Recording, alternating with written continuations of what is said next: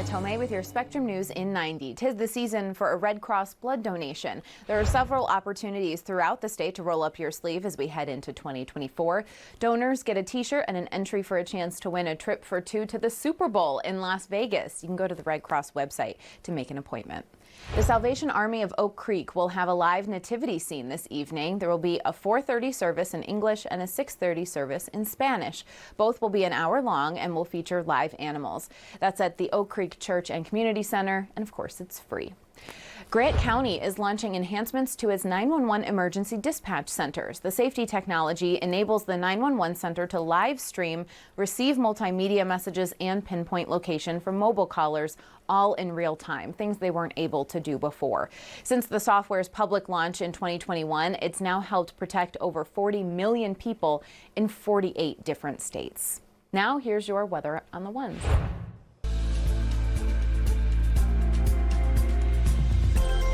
Merry Christmas Eve. You're tuned into Spectrum News 1. I'm Savanna Tomei. One Wisconsin community is making national news because a group of neighbors has made an entire street full of Santas. If you drive down Monroe Street in Madison, you'll spot dozens of them, and they are not easy to miss. They're about 12 to 13 feet tall. Some houses even have two of them.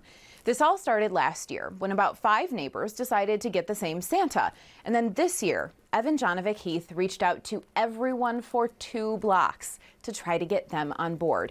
He says every day now they get to see people stopping by with their families to check out more than 24 Santas. We've just had a lot of families, kids, dog walking come, and I see them in the evenings looking and counting on the Santas, and it's been a really fun thing.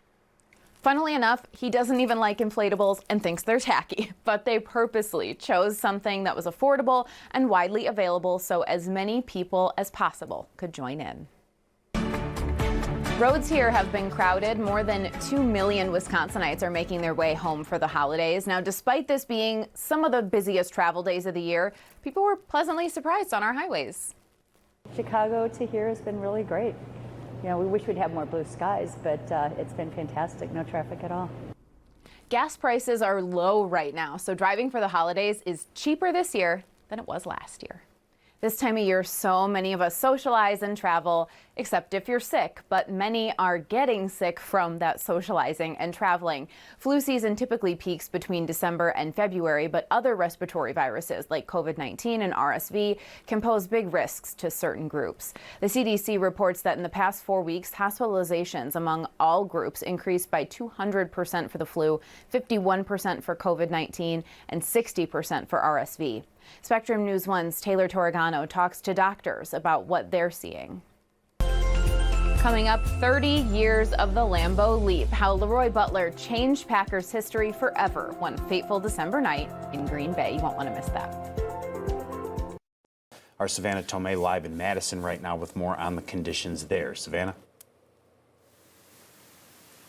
Pete, things have changed a little bit since the last time we talked about an hour ago. You can tell a difference on the roads, and you can tell a difference just by what you're seeing in the air here.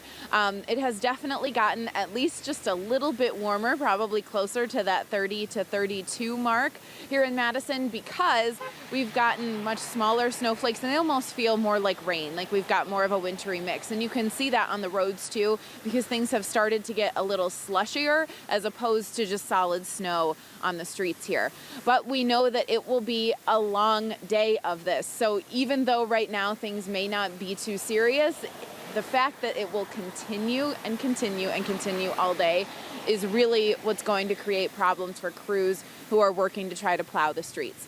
I talked with the Madison Streets Division yesterday, and they told me that the busiest roads, those 40% of Madison streets that are traveled the heaviest, so places like the Beltline, Mineral Point Road, Northport Drive, those are the areas that are going to be plowed first. They're also going to be plowed multiple times. The other 60%, those residential areas, so the street you live on, it may take them a bit to get to it.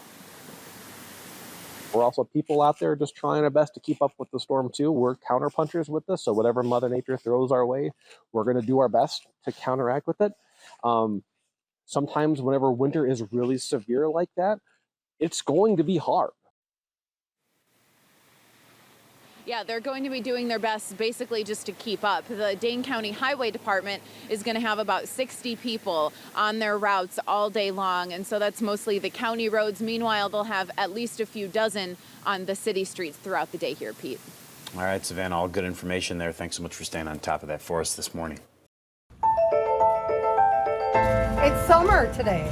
Yeah, basically. It's a busy lunch period on a warm day outside East, and the moms on a mission are handing out their snacks.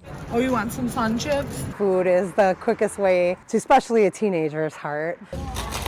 The snacks are really just an entry point because the moms on a mission are really here for violence prevention and harm reduction.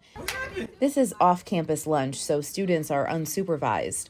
Moms like Noelle Bresky started the group after a fight at East in 2021. My kid called me in particular and said he didn't feel safe, and the next day we had a couple of moms here and it just kept going. They really get to know the students and step in when there's a problem. I'm a typical mom, don't want the kids to hurt each other, so I'll just immediately kind of put myself in the middle. Honorary mom Mike Bernhard has seen it firsthand. The moms go out to settle it. And when they get together, they look sort of like the defensive line of the Green Bay Packers, making sure everybody moves out of the way and moves back and is safe. They're also watching traffic at the busy intersection these kids cross. One of their biggest challenges was in October when sophomore Kaisha Miller was shot and killed. The moms spent a lot of time with students afterward, giving them space to grieve. They're trying to battle emotions that they don't even know, they shouldn't even know how to have to process that type of senseless violence. Kids felt comfortable because they've built relationships with the moms. I love our kids. Do you love having the moms here? I love y'all. They enjoy us, I think, as much as we enjoy them. Keeping students safe and building bonds. And with teenagers, that all starts with snacks. In Madison, Savanna Tomei, Spectrum News. This special site really only exists because of one couple who met, fell in love, and dedicated their lives to preserving Wisconsin history. We'll just go back the way we came. Bethany Brander loves this place. This all just grew up in like a week. This is Pendarvis. These homes were built in the mid-1800s when Mineral Point was lead mining country, mostly occupied by Cornish miners. In the 1930s, buildings like these were going to be torn down so the stone could be repurposed. But that's when Mineral Point native Bob Neal came home. He saw it as a destruction of not only his family's heritage, but his cities and region's heritage. And so he wanted to save at least one building. Around that same time, he met Edgar Hellum. They fall in love and they decide to buy this home together, and they pay $10 for it. And it's in pretty poor shape. This was their new mission, to save this home. Bob and Edgar were told that every Cornish home has a Cornish name, and so they were given a list of Cornish names, and they picked Pendarvis because it sounded nice. While Bob and Edgar employed some experts to help with the restoration, like master stonemasons, they were essentially self-taught and figuring it out as they went. So all of these stone steps are made out of lintels, which is that piece of stone above a door or window. Then came the restaurant. Everything is how the restaurant looked in 1952. Their specialty was the Cornish pasty. This is actually much larger than you'd get if you went to get a pasty in Mineral Point today, an individual sized pasty, but it's also smaller than the ones that Bob and Edgar served here. Pendarvis House Restaurant became famous across the country. It appeared in National Geographic magazine, Cornet magazine, Life magazine, Time magazine. Over time, they bought and preserved surrounding homes too. People started coming to Bob and Edgar for restoration advice. They probably faced some hardships being a gay couple, but they didn't leave any evidence of it for us. They own businesses and property all over town. People sent their kids to work here. They were well respected around town. They became beloved by their community and beyond. What they were doing is what we call quiet activism. They weren't participating in anything like Stonewall, but they're living together openly. They're running a business together openly and doing so for 35 years. Bob and Edgar started a restoration movement that still lives on in Mineral Point, and it all started with their love for one another. In Mineral Point, Savanna Tomei, Spectrum News.